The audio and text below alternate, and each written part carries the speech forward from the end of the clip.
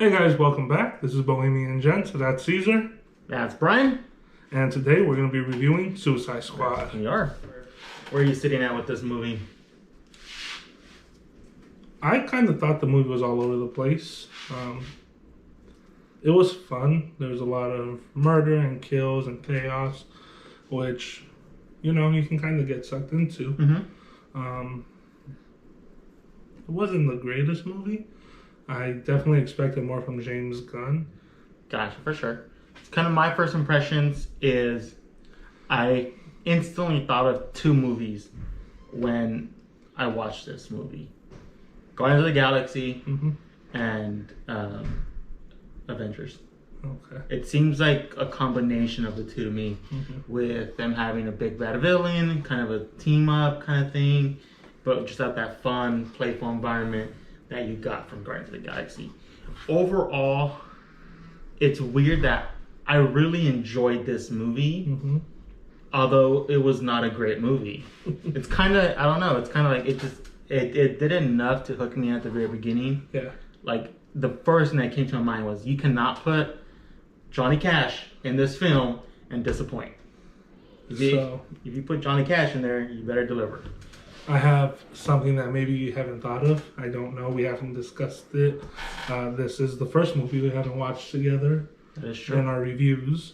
So I think it gives us a fresh take to make sure our scores aren't similar just because we watched it together. Okay. But I did think of two movies as well. They were not Guardians of the Galaxy or what are the movies? Avengers. And Avengers.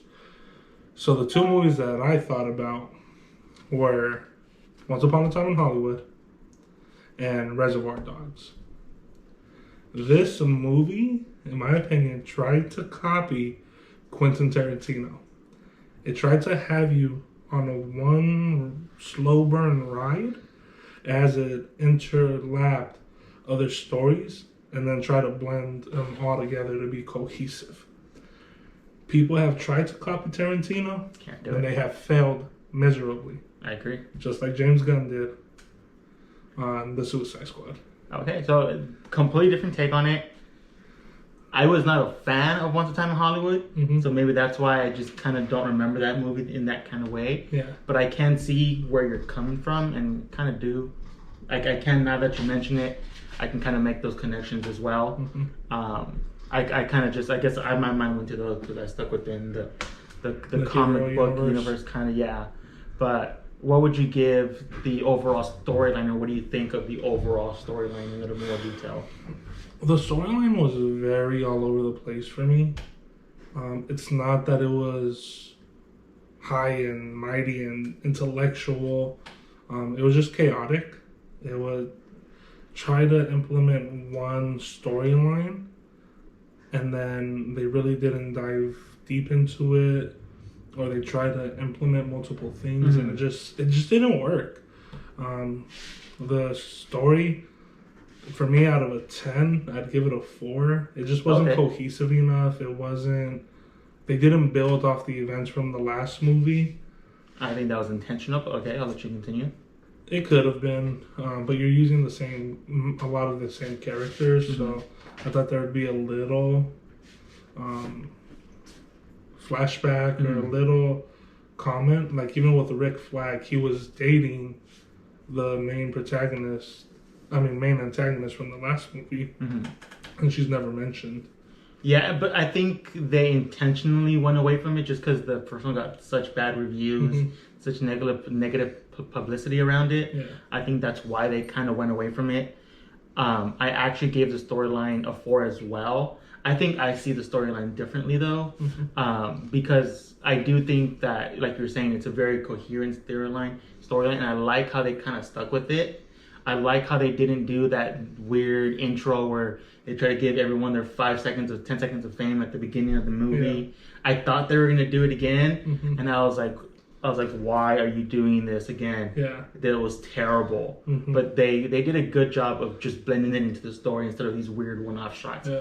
But overall, yeah, it was a storyline that it wasn't original. It wasn't, the only thing original, I guess, was the starfish villain thing. Like, so like the character that they were fighting against was original, I guess.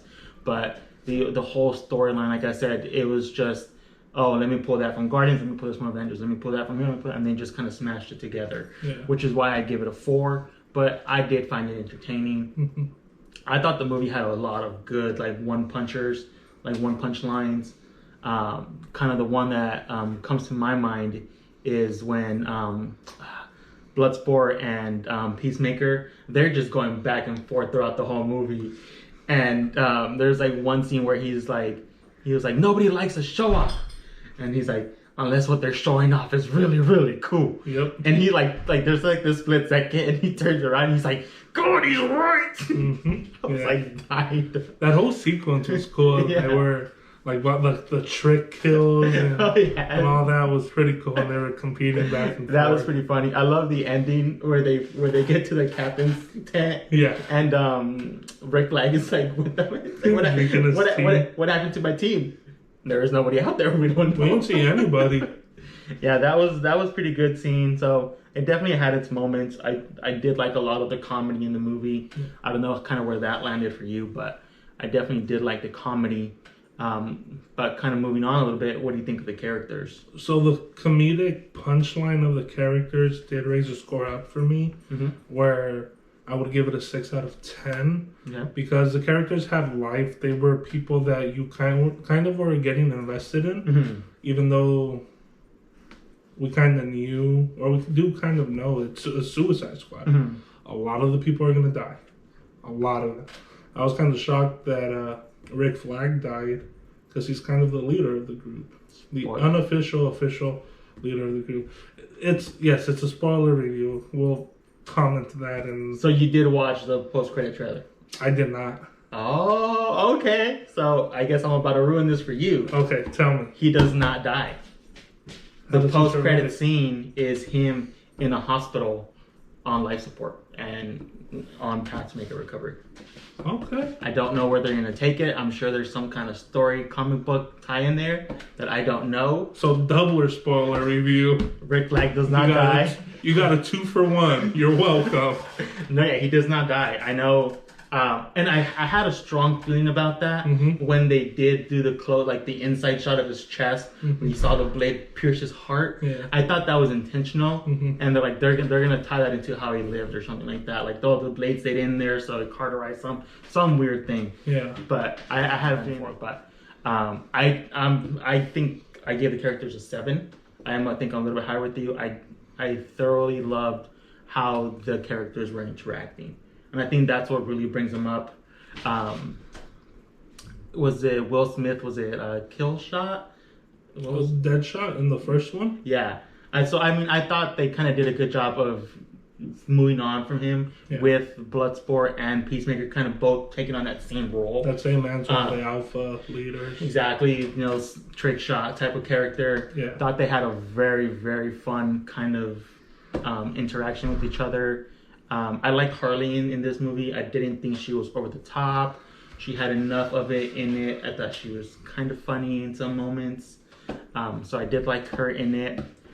What was the shark guy? Nemu, something like that.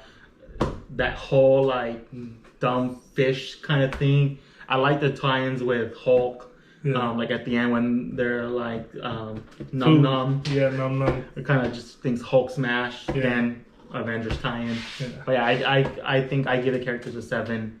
Pretty good on there.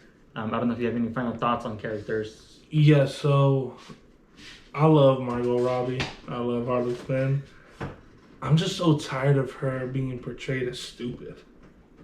And so I didn't get that from her in this one. I did. Like, Harley is badass. Like, she is awesome. She's smart. She was a therapist. She just had a wire crossing her head that made her fall in love with the Joker. But she's not dumb. And they keep portraying her as dumb. And I kind of want her to be a little more self-sufficient. So I did not get that vibe at all. I think she comes off as that silly character, that very loose, nonchalant character that gives her that clumsy, dumb feeling. Yeah. But, I mean, when they first get to the island, they all get slaughtered. She's the only, I think her and Rick Flag are the only ones that survive. So they show that she can defend herself. Yeah. And then even when she's in the house with the president, the new guy, she's like completely like in charge of that whole scene. Yeah. She has that scene where she's like, "Oh, bad man," instantly kills him. Yeah. That honestly surprised me. I thought that was a good little twist in there. And then even when she's being tortured, she's smart enough to play faint to take over that scene. So they do show her as strong, independent, while still giving her that clumsy feeling that you kind of get from that silly, nonchalant character. So that's how I took it. I think that one a little bit differently.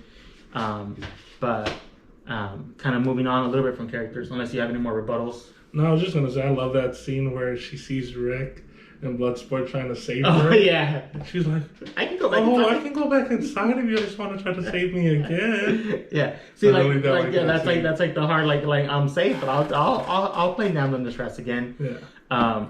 I guess next one here would be the soundtrack. So overall soundtrack, I think this is somewhere where we disagree, and I give it a 5 for one reason: effort. Okay. Because I think a lot of the songs fell flat in what they were trying to do. Yeah. But I knew what they were trying to do with the songs. Mm-hmm. So it was a lot of known songs. Mm-hmm. So like they start off with Johnny Cash, Folsom Prison Blues. So very iconic song. It gets you kind of tied into the movie. Mm-hmm. I do think a lot of the songs under-delivered, which is why I don't give it a higher score. Yeah. But I do understand what they were going for, and that's why I give it a 5. Yeah. Where do you land on the soundtrack? I gave it a 2. Again, because I feel like they were trying to go with lesser-known artists and bands and some younger artists. But again, it's a James Gunn movie. Mm-hmm. We saw the amazing work he did in Guardians 1 and 2. Like, the whole marketing around the first 2 Guardians, and I know that's not the movie we're talking about, but it was around Volume 1 and 2 soundtracks. Mm-hmm. That was a marketing ploy because it had such a great soundtrack. This is a Warner Brothers movie. They have access to, again, millions of songs, like I mentioned for a previous movie. You have this amazing catalog. Dip your toe in it. Use it. Like, why wouldn't you? You have the resources. I also do think, though, where he didn't want to have, like, you just remade Guardians of the Galaxy. Because that, the plot, the soundtrack plays so much into that movie. Yeah.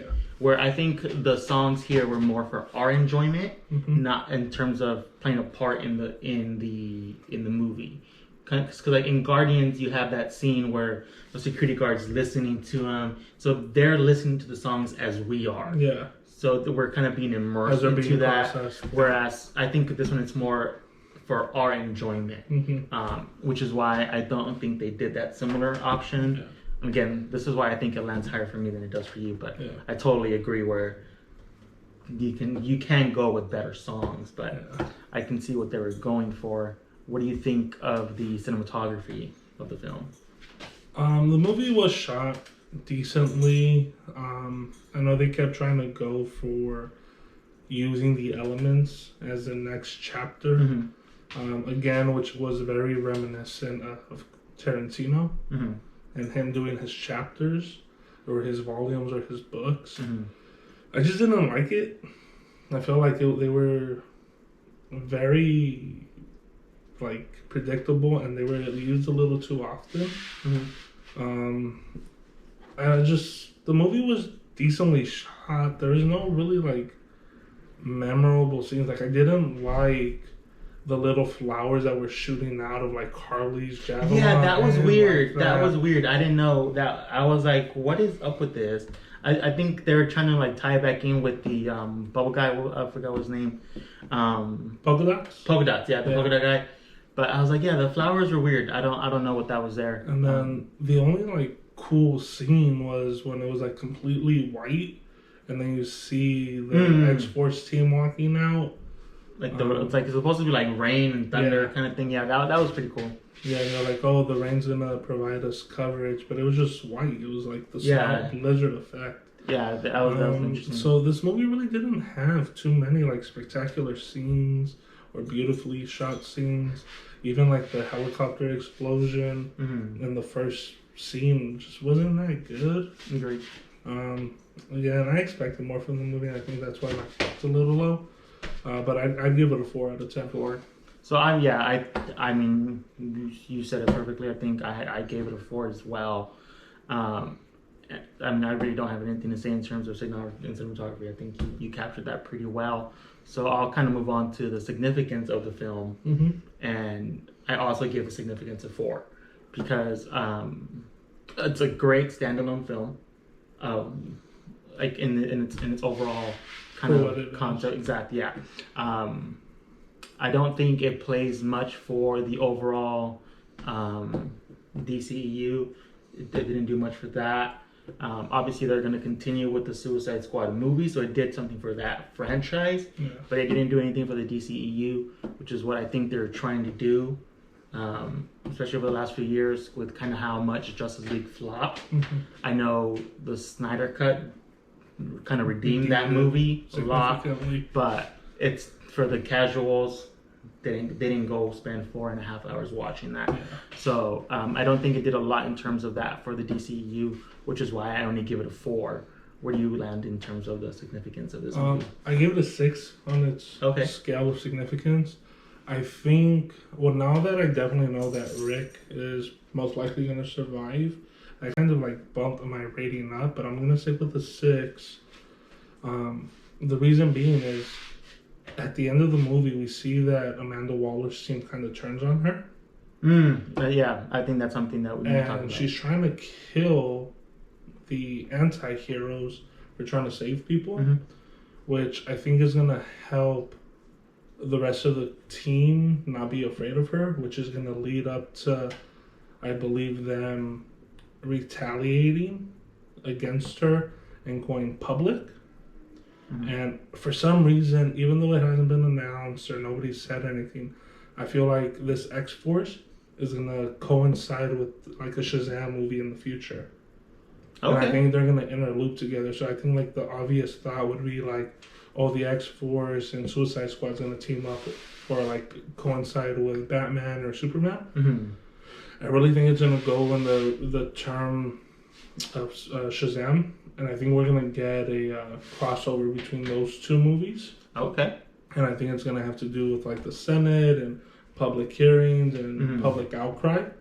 And I think that we're finally going to see Harley and Bloodsport and Rick kind of get some recognition. And I think that's the route that it might go. So that's why the significance is higher for me.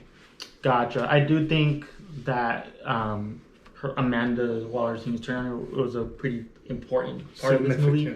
I was like almost stood up clapping when that happened. I cannot stand that woman. Viola Davis, good actress, but the character is annoying. Yeah, of course. Yeah, I don't. I kind of do like that whole little vibe where like throughout the whole time they're like, you wouldn't actually do that, would you? Like is that? It's setting the crumbs. I do think that I liked how they turned back and her team did turn against her. That was a good goal swing. But it was unexpected. Yeah, I know. It completely wasn't expected, even with the crumbs that were being left. So I think that's why it's going to set up such a larger storyline with that floppy disk that Peacemaker was killing his team for. Oh, yeah. Come on, Peacemaker, you're better than that. They couldn't see him, though. They couldn't see his real intentions with the toilet bowl on his head. Toilet bowl. It's a symbol of liberty. But yeah, I think the significance, hopefully James Gunn stays around for a part 2 and they kind of don't get rid of him the way that they got rid of David Ayers.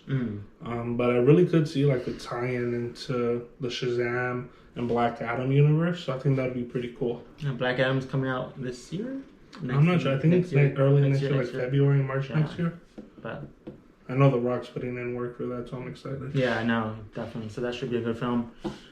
Any kind of final thoughts? Anything that stands out to you about this movie? I'm happy that they use Thinker. I remember watching him in the cartoons, and I thought he'd be like a great maniacal supervillain. He was kind of like underwhelming in this. I'm kind of torn between the Starfish project. Yeah, that was interesting. I don't know. I love that they went a different route that hasn't been done over and over and over. Mm-hmm. But I think they could have chose something or someone a little better. Yeah, there was such an interesting character, that Starfish. Like, like obviously some weird like alien starfish that can control other people or with smaller starfish. Interesting character. When I saw how big it was, I was like, okay, this is gonna be something. It would kill King Kong and Godzilla in a second. No, yeah, I thought this was gonna be something that they have to. I thought there's gonna be a huge ass battle here, and they're gonna be fighting for a while against this thing. I was a little disappointed. I was kind of hoping that the bubble guy, not the polka dot guy, because he showed some strong potential. Like you saw glimpses of it, and I thought in my head, I was like, oh, that's how they're gonna do it. He's gonna explode on it or something like that, and that's how they'll do it. And he took off like its leg. Yeah, like he was going to town on it, and then he got squished. Instant. The whole rat thing. Oh, I was disgusted. Dude, I was disgusted. I hate rats. Same. Absolutely hate them. I was like, why are you doing this? I could not understand it. Like they have a little scene in it where they justify why it's rats and they're the lowest scum of the earth and they have purpose and everyone has purpose and cool model, but no, like just no with the rats. I didn't like how they made her dad, or like they were portraying her dad as like this good, amazing father. But he was just a heroin addict. Yeah, like what? What are you doing? No, yeah, it was totally weird. I don't know,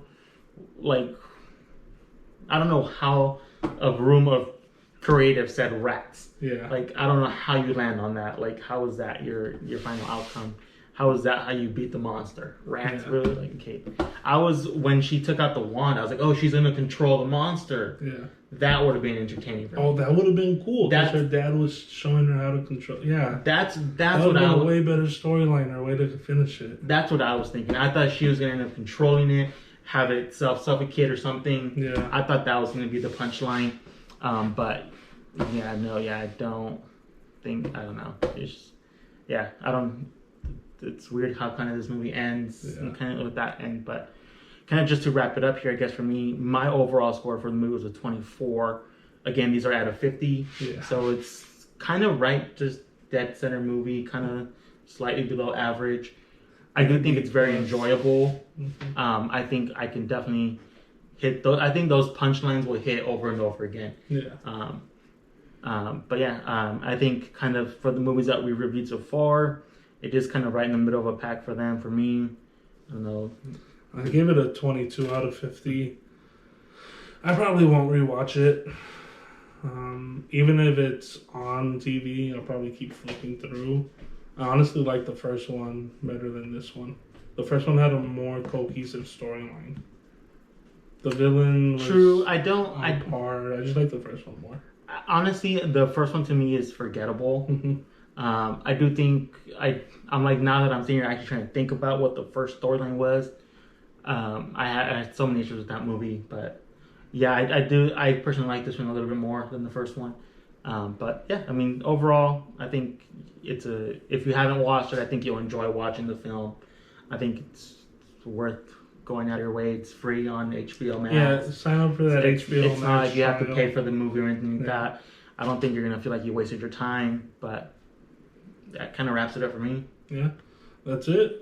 Thanks for watching, guys. We'll see you next week. Like and subscribe. Peace out.